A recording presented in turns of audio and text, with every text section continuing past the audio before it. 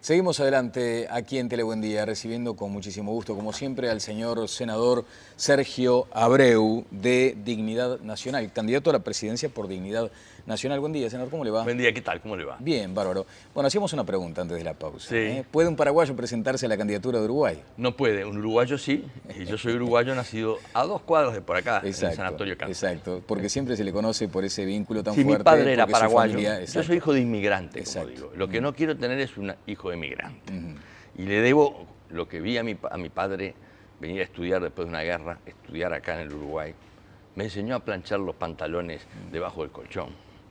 Vivía en una pensión, es decir, cuando se casó después como mi madre uruguaya. Aprendí muchas cosas y aprendí las oportunidades que le daba el Uruguay a todos los inmigrantes. Claro.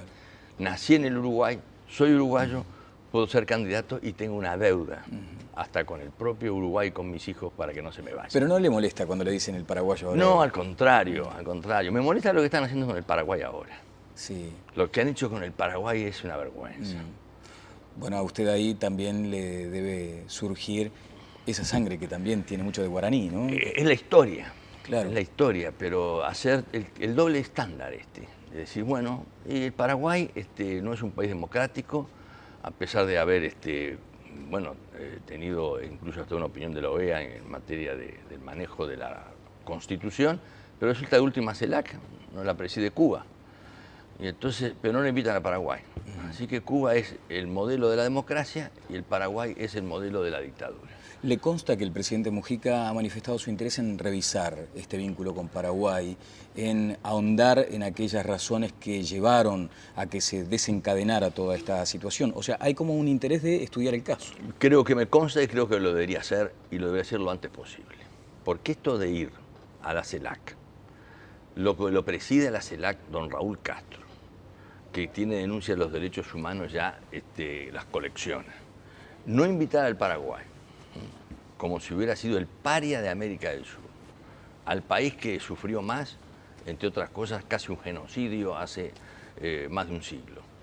Es un criterio de doble carácter. Y yo creo que es muy importante que nosotros rescatemos el Estado de Derecho y que los países no tienen amigos.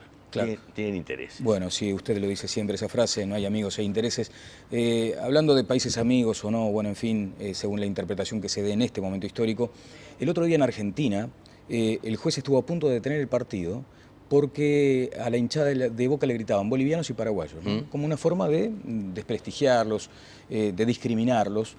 Y si ese concepto lo aterrizamos a Uruguay, también estamos viviendo una circunstancia muy compleja por esta cosa de las agresiones verbales, por ejemplo.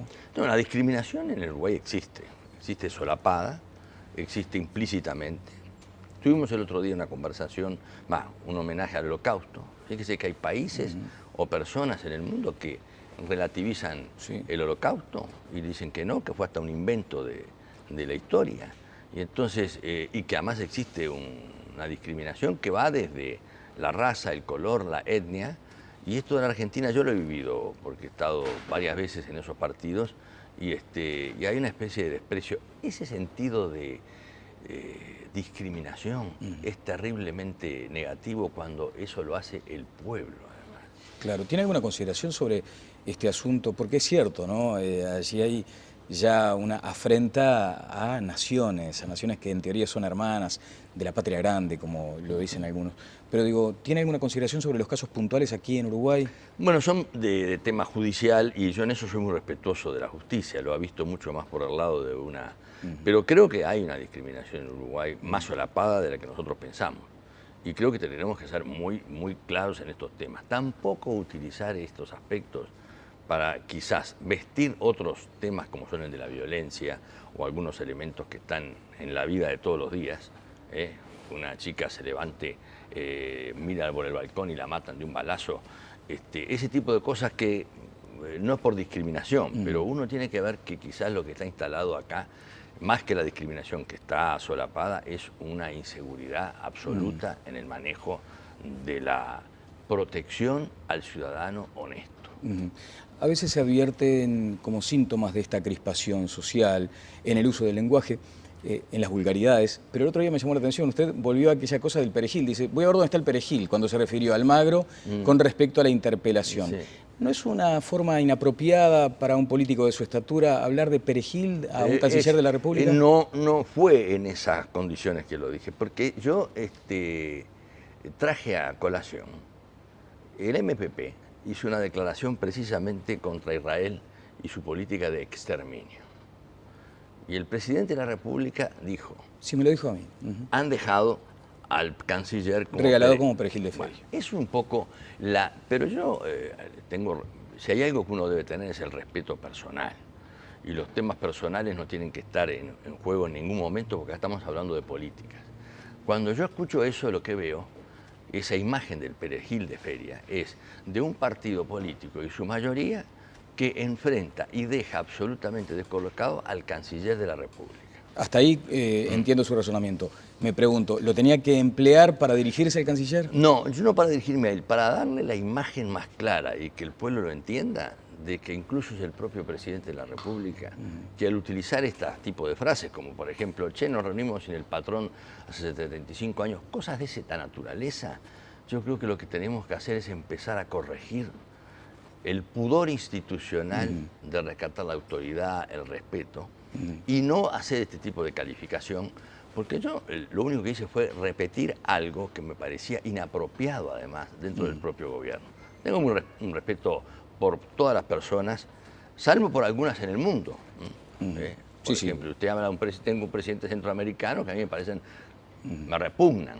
Claro, ahí ya no son perejil de feria, son otra cosa, ¿no? Exacto. Bueno, pero digo, entiendo que lo hizo entonces en ese sentido. Yo no es mi estilo, no es se toma a veces como parte hasta del propio verano para encontrar algo. No, claro. no. Bueno, lo cierto es que dijo, voy a ver dónde está el perejil de feria, más allá de que aludía a declaraciones del presidente de la República, en el marco de esta interpelación. Allí surge la herramienta esta democrática como muy desgastada para algunos sectores de opinión, como una herramienta que no arroja resultados desde el punto de vista político. ¿Cuál es su valoración? Usted dice lo que es la interpelación institucional. Sí, la interpelación es a los efectos, no va a quedar solo en que se participe en un acto partidario. Hay una representación del Estado por parte del presidente. El presidente nos representa afuera, es mi presidente, es el suyo, el de cualquiera, lo hemos votado o no. Y tiene que realmente participar representando al Estado.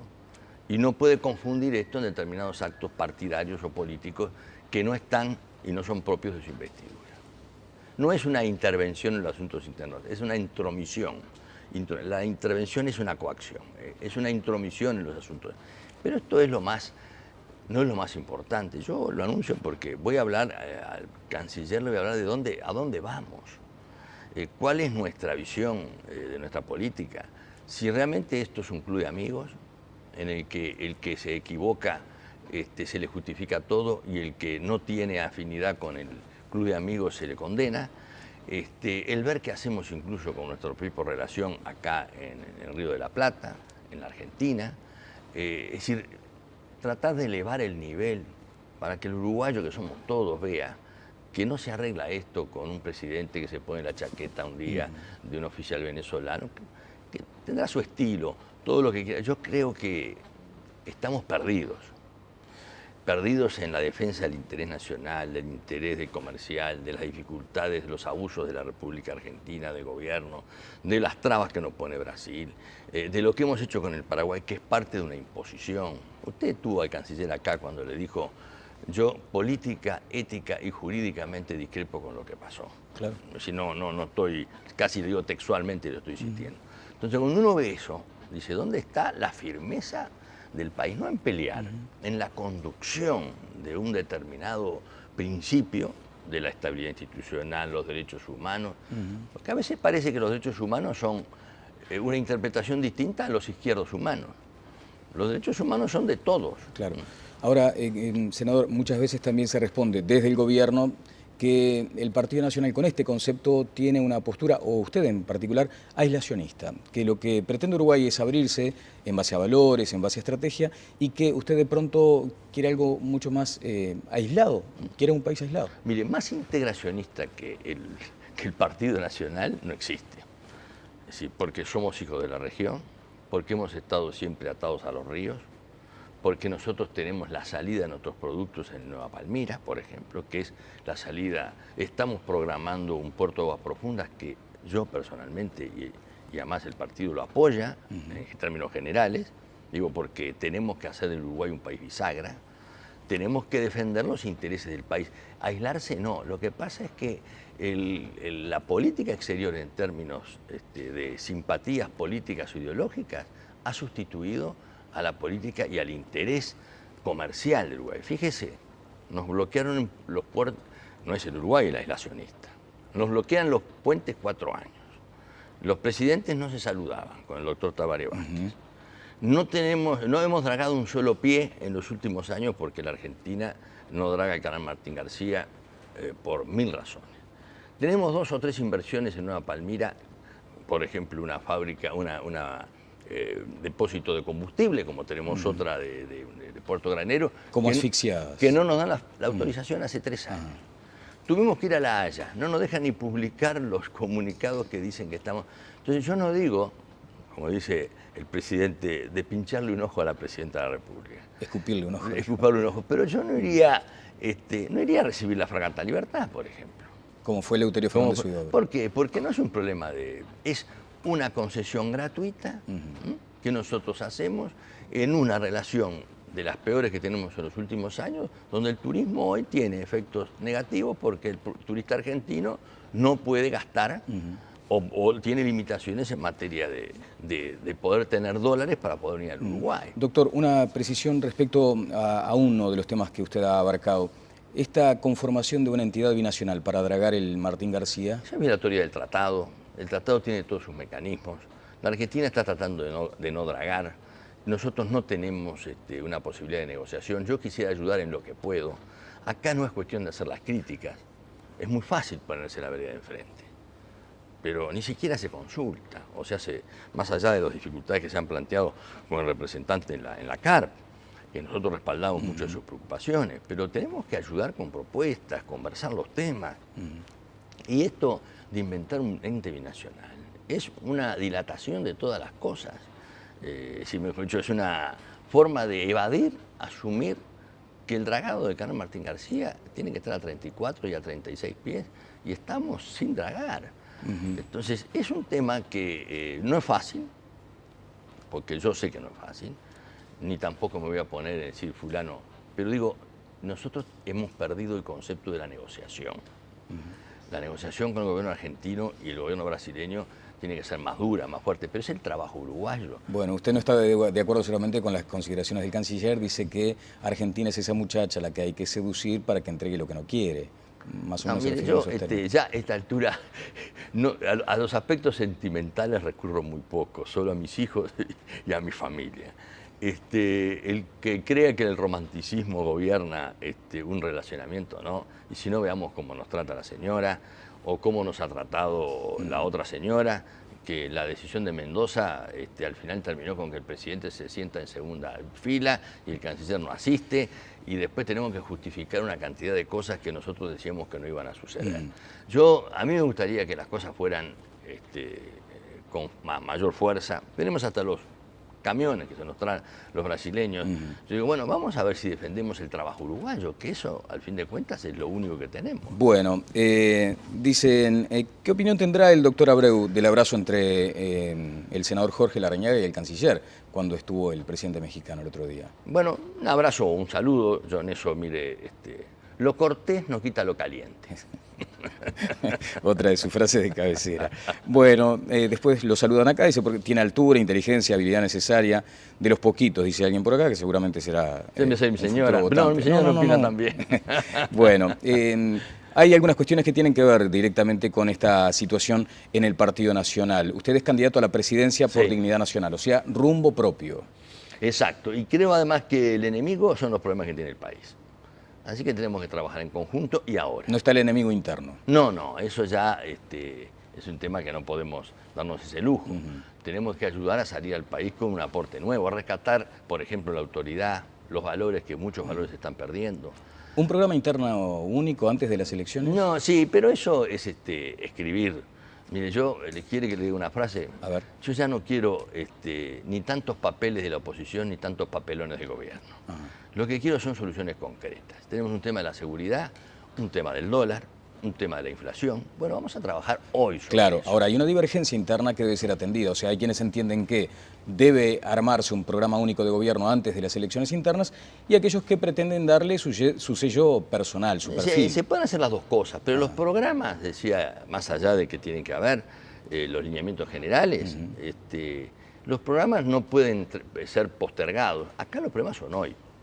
Es decir, yo soy senador, soy legislador, y viene una persona y me dice, mire, tengo un problema en la seguridad, tengo un problema en que no puedo salir a la calle, o tengo problema en la educación. Entonces digo, no, espere que yo le voy a escribir el programa y después usted me vota.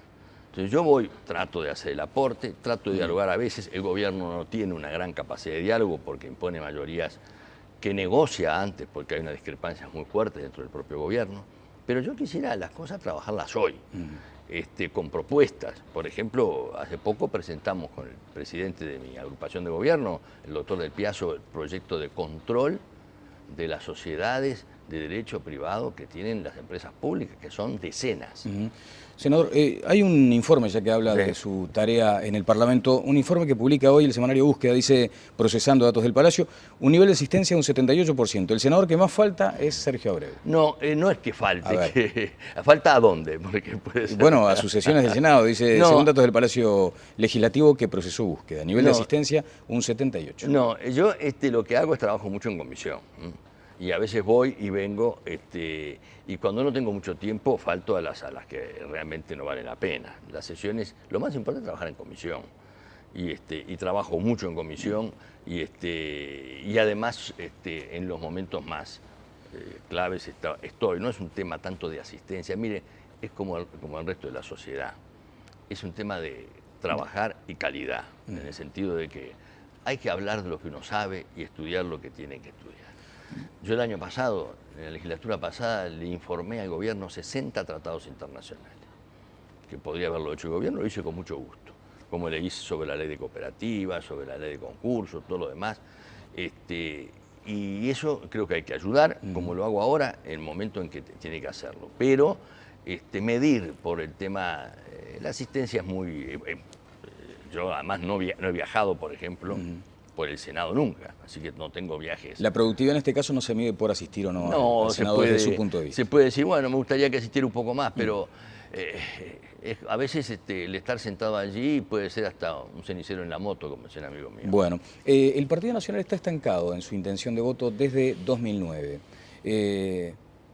Eso es lo que marcan las encuestas. ¿Cómo observa el fenómeno? Porque ha de ser también una de las principales inquietudes. Hay que crecer. Para ganar hay que crecer. Mire, creo que es muy importante que el partido haga un esfuerzo por modernizar la competencia, por crear las condiciones donde las propuestas sean claras, donde se trabaje con mucho más fuerza, donde no se esté mirando más de reojo quién es el que pueda ganar o no ganar dentro de la interna.